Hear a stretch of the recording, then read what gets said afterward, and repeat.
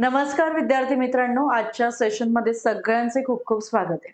मित्रांनो, 28 जूनला होणारी एक्झाम पेपर फुटीमुळे कॅन्सल झाली आणि ही पुन्हा परीक्षा होणार आहे सप्टेंबरमध्ये. परंतु ह्या एक्झामचं जे स्वरूप आहे ते कसं असणार आहे ते अजूनही डिसाईड नाहीये. सो खरंच खूप वाईट गोष्ट आहे आणि आम्हाला तरी असं वाटतंय सर्व शिक्षकांना, की एक्झाम ही ऑफलाईन स्वरूपातच असली पाहिजे. पण ज्यावेळेला ऑनलाईन एक्झाम किंवा ऑफलाईन एक्झाम पुढच्या वर्षाची तर एक्झाम जी आहे, ती ऑनलाईनच असणार आहे. मग आपण फरक समजून घेऊया, की ऑनलाईन एक्झाम जी आहे, म्हणजे IBPSची एक्झाम आणि जी महाराष्ट्र राज्य परीक्षा परिषदेमार्फत घेण्यात येणारी जी परीक्षा होती, तर या दोघांमध्ये काय फरक होता? मित्रांनो, लक्षात घ्या कुठलीही परीक्षा कठीण किंवा सोपी असं म्हणण्यापेक्षा दोघांच्याही पॅटर्नमध्ये खूप जास्त फरक आहे हे समजून घेणं गरजेचं आहे. सेकंड थिंग की टेक्स्टबुकने तुमच्यासाठी फ्री मॉक टेस्ट चालू केलेली आहे. सो या लेक्चरच्या कमेंट बॉक्समध्ये पण ती लिंक तुम्हाला मिळेल. IBPS पॅटर्नची एक्झाम ऑनलाईन पद्धतीने कशी होते, ओके, याचा तुम्हाला एक्सपिरियन्स त्या एक्झाममधनं येणार आहे. लिमिटेड टाईममध्ये पूर्ण पेपर तुम्हाला सॉल्व्ह करायचा आहे. त्या पेपरचं एनालिसिस आपण सॅटर्डेला म्हणजेच 11 जुलैला संध्याकाळी 4 वाजता घेणार आहोत.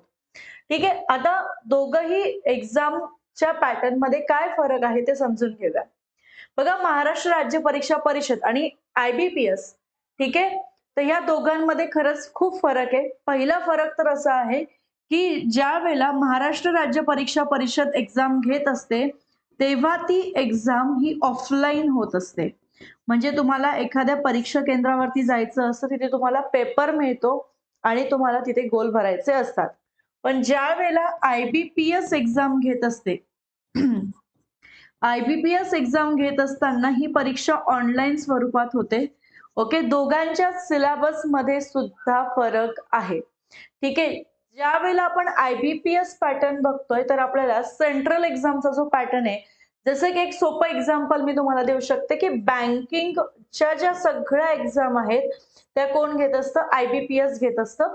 तर बँकिंग एवढी डिफिकल्टी लेव्हल नाही, पण त्याच्यापेक्षा थोडीशी कमी डिफिकल्ट लेव्हलचे क्वेश्चन्स आपल्याला IBPS विचारत असते. ठीक आहे. म्हणजे जर TET पण झाली, तर TET मध्ये सुद्धा आपल्याला बँकिंगच्या खालोखालच काठिण्य पातळीवरती प्रश्न विचारले जातील. या आधीच्या बऱ्याचशा एक्झाम ह्या IBPSने कंडक्ट केलेल्या आहे आणि त्याच्यामुळे दोघांच्याही प्रश्नांमध्ये जर फरक बघितला तर 100% फरक असणारच आहे. TETची यापूर्वीचे जे पेपर बघितले ते खूप सोपे होते असं आपण म्हणू शकतोय. त्या मानाने IBPSचा पॅटर्न हा ओके, कठीण असणार आहे. पण मी तुम्हाला इथे घाबरवत नाहीये. ॲक्चुअल जी सिच्युएशन आहे ती सांगते.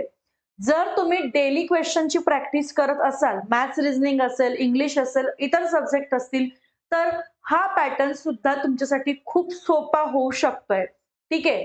तुम्हाला IBPS जे आहे ते ॲप्लिकेशन बेसिसवरती सोडवायचे असतात प्रश्न. रट्टा मारून तिथे चालत नाही. म्हणून डिफिकल्टी लेव्हल असेल, तर ते कशा बाबतीत असणार आहे, की तुम्हाला ॲप्लिकेशन्स देणं गरजेचं आहे. बाकी अभ्यासायचं काय आहे, तर ते सगळं सारखा सिलेबस आहे. म्हणजे एक एक्झाम्पल सांगते.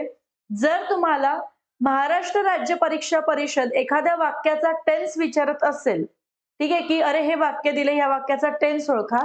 तोच प्रश्न IBPS जो आहे, तो एररच्या फॉर्मॅटमध्ये खूप भलं मोठं सेंटेन्स देणार. ठीक आहे. सो असा फरक असतो. सिलेबस सेम असणार, पण त्याच्यामध्ये फरक काय आहे, की तुम्ही ॲप्लिकेशन कसं देत आहेत. क्वेशन जो आहे तो थोडासा लेंदी असतो IBPSचा. महाराष्ट्र राज्य परीक्षा परिषद जे आपल्याला क्वेशन्स विचारत होती, ते प्रश्न स्ट्रेट फॉरवर्ड होते, सिंपल होते, वाचल्या-वाचल्या लगेच समजायचे.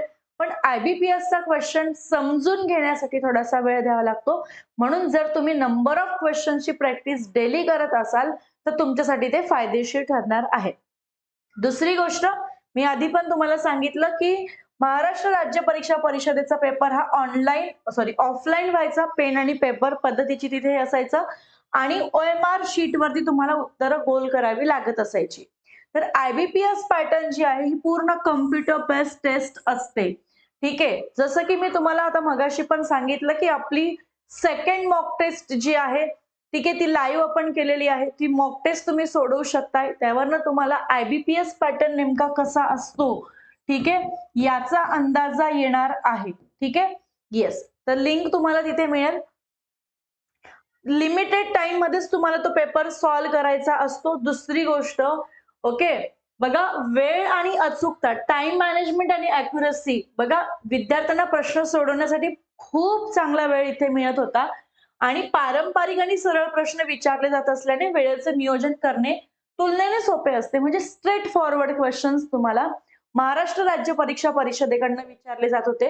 पण आयबीपीएस पॅटर्न हा दोन गोष्टी चेक करतो, ते म्हणजे स्पीड आणि अॅक्युरसी, वेग आणि अचूकता.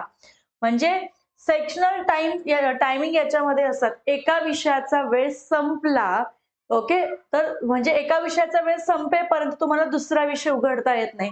म्हणजे आधी हा ब्लॉक तुम्ही पूर्ण सॉल्व्ह करा लिमिटेड टाइम मध्ये, देन सेकंड ब्लॉक तुम्हाला ओपन होतोय.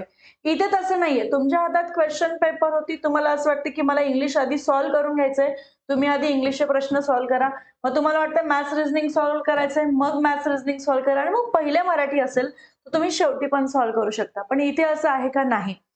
तर तुम्हाला आधी जो मराठीचा पेपर दिलेला असेल, प्रश्न दिलेले असतील तेच सॉल्व्ह करावे लागतील.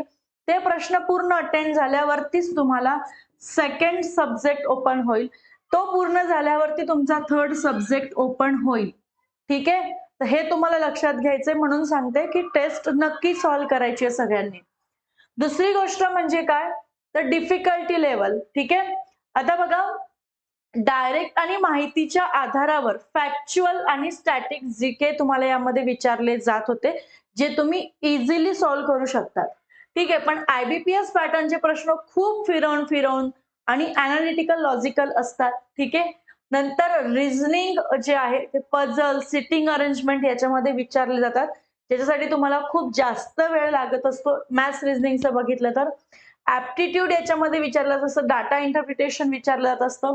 इंग्लिशचं जर तुम्ही बघितलं तर इंग्लिशमध्ये तुम्हाला cloze test, parajumble, difficult questions याच्यामध्ये विचारले जातात. व्होकॅब्युलरी विचारली जात असते. सो टेन्शन घेऊ नका. तुम्हाला असं सांगत नाही की आयबीपीएस तुमच्याकडनं होत नाही, पण जो तुमचा स्पीड असेल ना, मी याच्या आधी एक शॉर्ट पण दिलाय की जो तुमचा स्पीड टीईटी महाराष्ट्र राज्य परीक्षा परिषद घेणारे जो अभ्यास होता त्याच्या तीनपट तुम्हाला अभ्यास करावा लागणार आहे. डिफिकल्टी लेवल वाढलेली असेल, तुम्हाला रेग्युलर स्टडी करायचा आहे, पहिली गोष्ट. दुसरी गोष्ट, तुम्हाला प्रॅक्टिस क्वेश्चन सॉल्व्ह करणं मस्ट आहे. सो जर तुम्ही क्वेश्चन सॉल्व्ह करत नसाल तर आयबीपीएस मध्ये मार्क्स मिळत नाहीत, कारण याला खूप जास्त प्रॅक्टिस लागते. Time management is also very very important. So ये सभी चीजें आपको ध्यान में रखनी है. तर पुन्हा एकदा सांगते की आयबीपीएस पॅटर्नचा अभ्यास करण्यासाठी तुम्हाला अॅक्युरसी तर गरजेची आहेच, सोबतच टाइम मॅनेजमेंट पण खूप महत्वाचं आहे. पीवायक्यू जास्तीत जास्त सॉल्व्ह करा.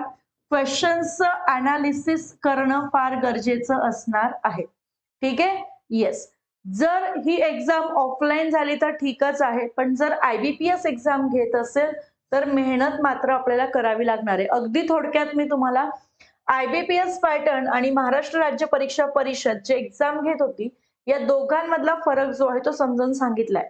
लक्षात घ्या विद्यार्थी मित्रांनो, टीईटीची बॅच ह्याच आठवड्यामध्ये आपली सुरू होत आहे आणि त्यामुळे आपण आपल्या फर्स्ट सुपरपासच्या अॅनिव्हर्सरीमुळे सेल ठेवलेला आहे, ज्यामध्ये 1999 ची बॅच तुम्हाला मिळू शकते फक्त 999 मध्ये.